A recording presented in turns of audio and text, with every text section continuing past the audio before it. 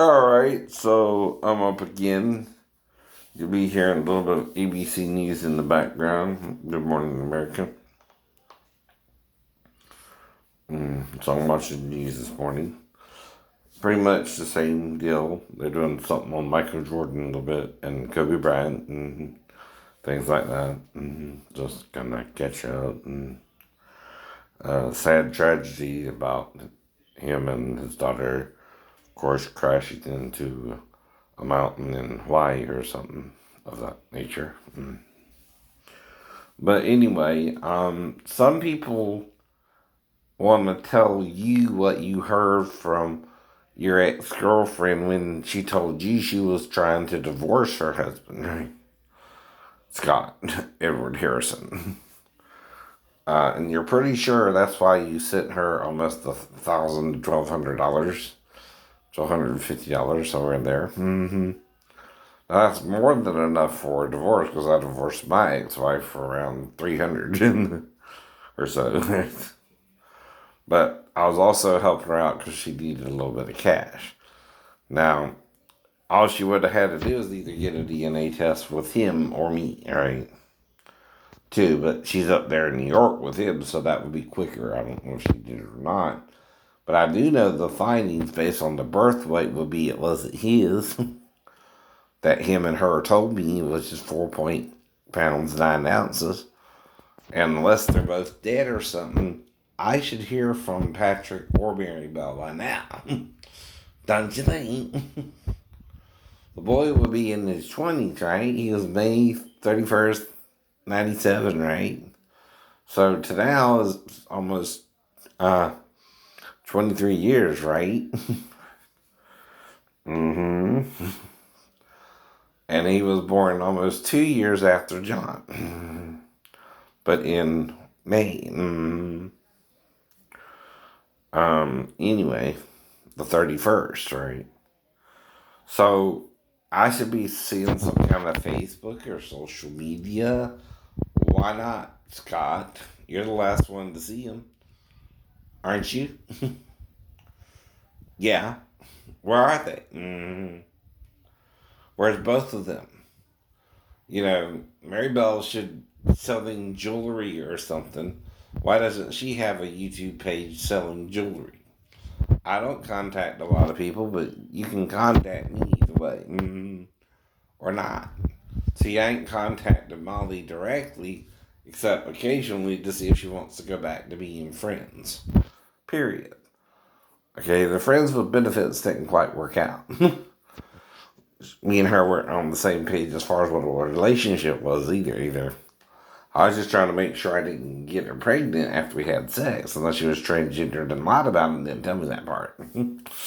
See, that would be a problem because I don't want to be with a transgender person more than one time if you're fully opt. I'm not really into all that. But if you are, I respect your choice. You understand? But you gotta be full opt to be with me one time, and then you're gonna act weird because I'm gonna make sure I didn't get you pregnant if we had sex. Because I'm supposed to, right? And you told me you were a female and not transgendered. I mean, those are two different things, right? Not that I'm mad about it or can do anything about it. It's no big deal. If you're full op, meaning you turn your penis into a vagina, right? Or whatever they do that with. But Molly seemed full female. I don't know. Like I said, I'm just being supportive in her friend, whatever happened. And we did have a 2 week visit twice. I know. And the second time we had sex. So I'm just checking up on her, if anything, but I don't really go to her site to harass her, but to see how she's doing still. So it's still up. Molly Z 2000. Right. But like I said, I'm trying to make sure Scott didn't do nothing crazy to Mary Bell or Pat either. If he found out, or they found out Pat wasn't his and he didn't want to divorce her and was trying to make her stay married to him. I don't know.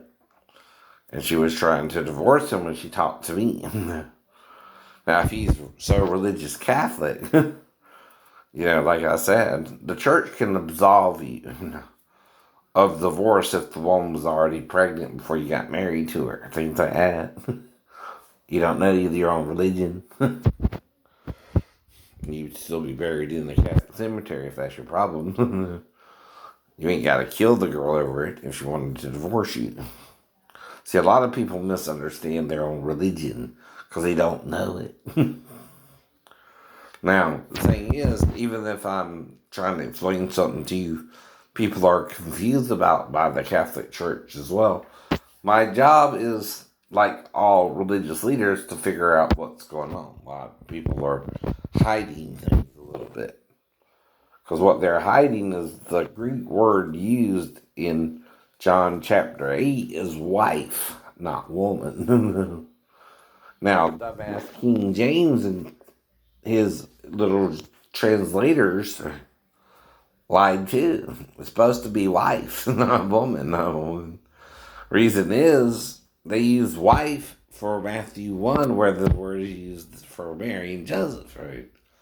After he found out she was pregnant, he still married her and she became his wife. And the same word used there is used in chapter 8 of John.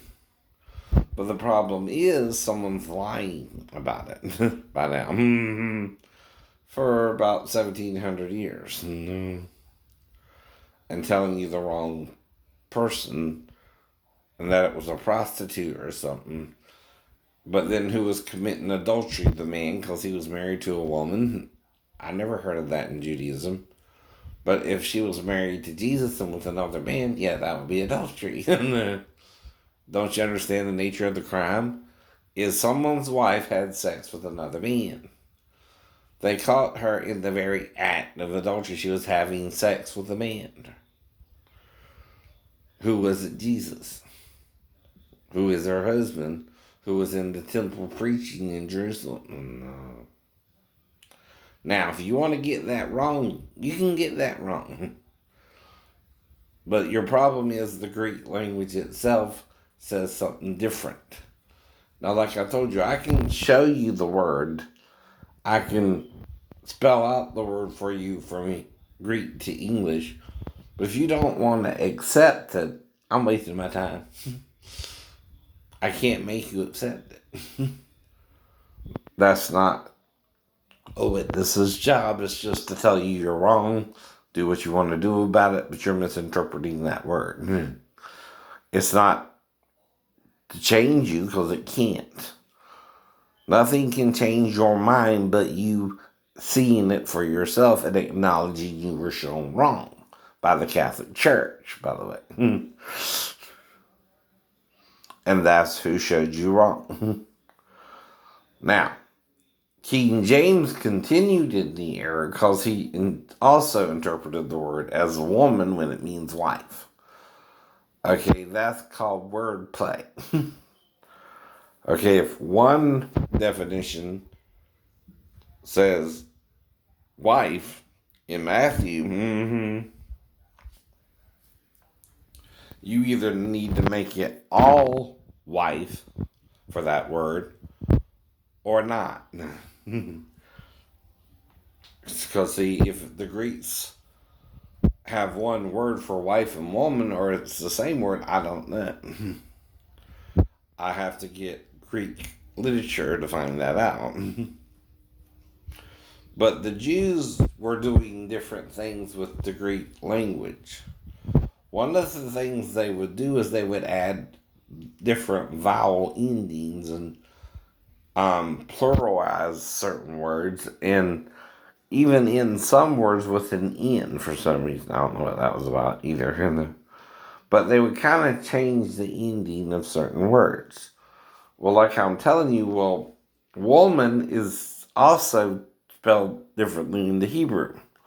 One ends with the T, like when it's talking about sleeping with a man as you sleep with the woman, that word there ends with a T. Well, in um, Genesis, it uses both T and H. And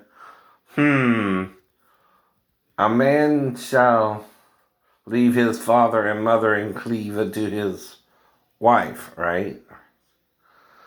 Okay. When that means what? And they two shall become one flesh. Which signifies what? Sex with your wife, right? Okay, if one word is H and one word is T, that means in the Hebrew, okay, even if yini is woman and wife in the Greek, the Jews did it differently because of their word for woman is two words, spelled differently.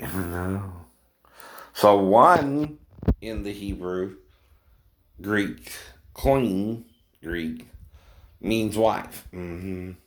One word means woman. That's your problem. You don't want to accept that the Jewish Greek is different than Greek Greek. It's called Koine or Koine or something like that. I don't know. But it's different. In fact, if you read the Septuagint, you see the same problem. The word mastoid is spelled over 4 or 5 different ways, and yeah, that's the word for female breasts. Right? So stethos is for male's chest, and mainly with Daniel is that where you find that out. Stethos is used there. Now, the weird thing is, though, in Revelations, John adds an in, Stephan. Okay, that's to see if you're paying attention to the Greek. The Hebrew Greek. Okay, not Greek Greek. Bye.